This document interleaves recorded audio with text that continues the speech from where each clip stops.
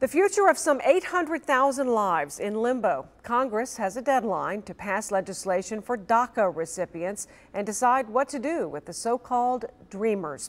Not on your side's Jake Ryle joins us from the newsroom with the demands from college students at a rally today. Jake? Well, these students local and across the country wanting a clean DREAM Act. No border wall funding, no other tie-ins, just an opportunity for the DREAM Act to give them a chance at the American dream.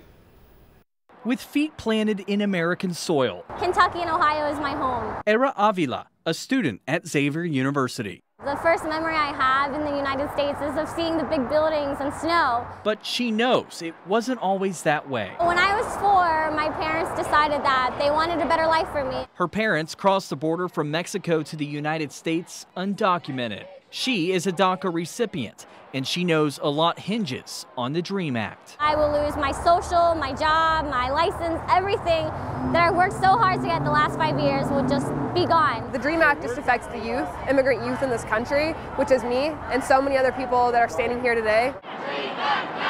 They stand on a street corner, people like Andrea Solis. This is just a very personal issue for me that affects me.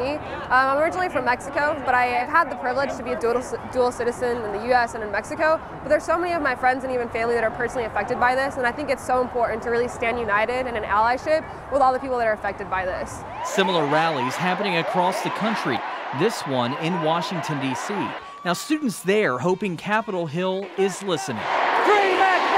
A congressional deadline of March 5th. That's the date legislators have to announce what's to come for the nearly 800,000 dreamers living in America.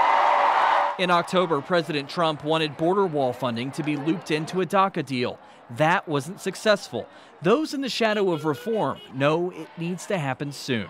So we're pushing for it to be now rather than later to make sure that that fear just is gone from so many students and so many youth that really don't know what's going to happen to them in the next couple of months.